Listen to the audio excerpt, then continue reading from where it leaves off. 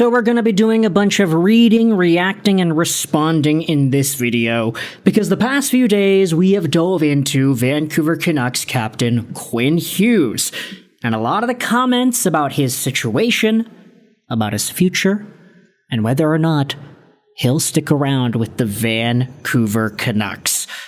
Now, Quinn Hughes, you don't need the context here. The guy's contract expires at the end of 26-27, meaning he is eligible to sign an extension on July 1st, 2026. It may or may not be worth thinking about whether or not Quinn Hughes is going to extend, because he can't actually do that until a year from now. But all the tea leaves indicate that Quinn Hughes and the generational defenseman quality play that he provides the Vancouver Canucks may not actually last forever if things go down a certain path. He's got two brothers in New Jersey, and it's been already reported by everybody that this guy would probably like to play with those brothers at some point. Whether or not that means a New Jersey reunion in 27-28, or the Hughes bros find themselves on another team at some other point in time, remains to be seen.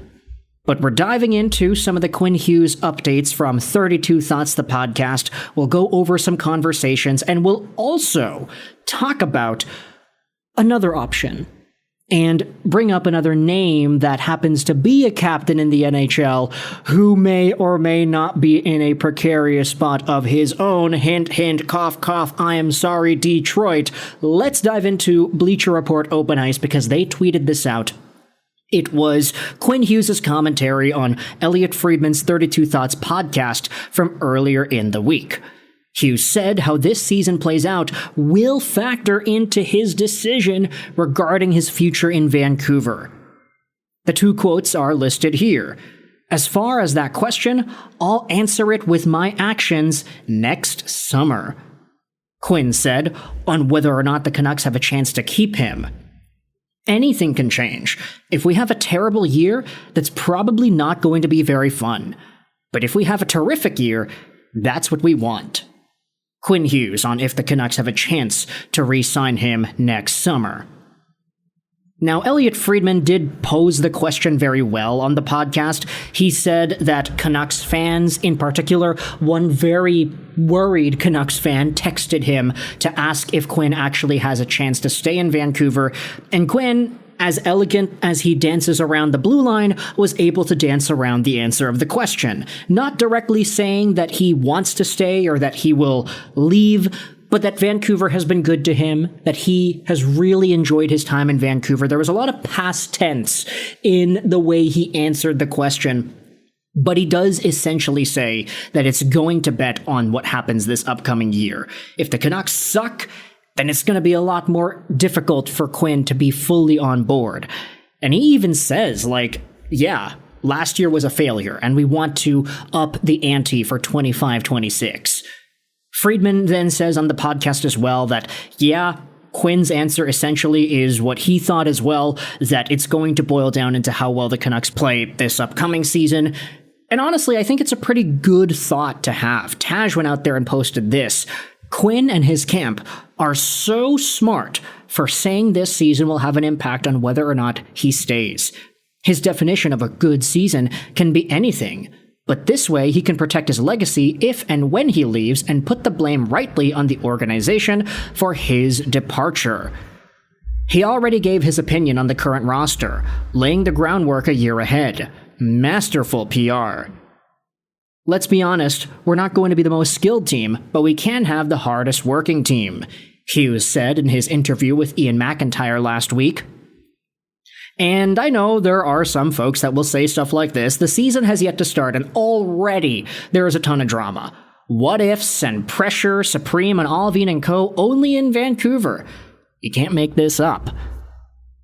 And whether or not Quinn Hughes does feel the Vancouver Canucks are destined for failure should another bad season come and go, remains to be seen. At the end of the day, we just have to hope that Vancouver actually is good enough to provide Quinn with the winning environment that he desires. But you could also say that maybe, there could be some alternatives along the way.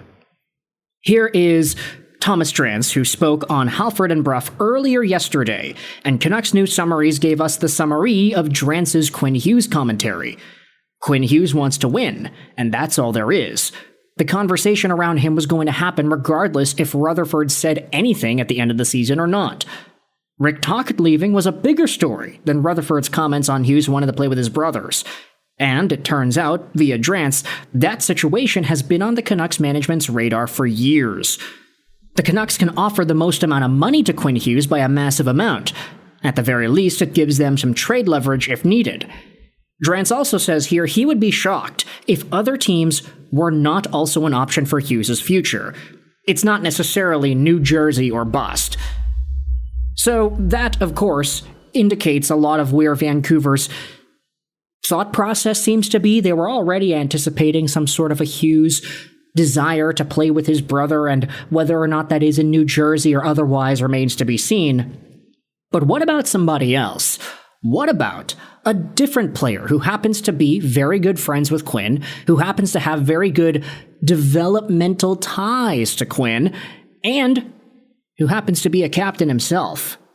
Take a look at this tweet by Josh Elliott Wolf. He has his own show with Thomas Drance. He does Canucks Brunch, and he's a producer of Canucks Central. If Dylan Larkin is Quinn Hughes' best friend, I can think of a great two birds with one stone situation.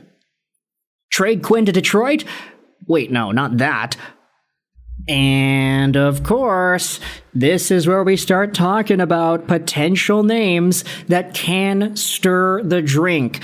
Dylan Larkin is the Detroit Red Wings captain, and there have already been, let's just say, a few conversations from fans and media questioning whether or not Larkin will fully be committed to Detroit over the span of the next few years.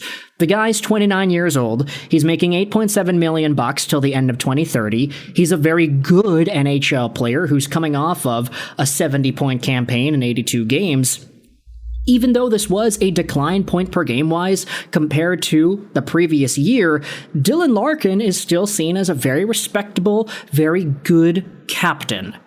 It's just some of the comments that he made throughout the course of last season were quite telling as to how he feels about the situation in Detroit. This guy hasn't played a playoff game since his rookie season in 2015-16. It's been almost a decade of no playoffs for the Detroit Red Wings, and you could probably imagine that kind of gets to somebody who is as good as Dylan Larkin is.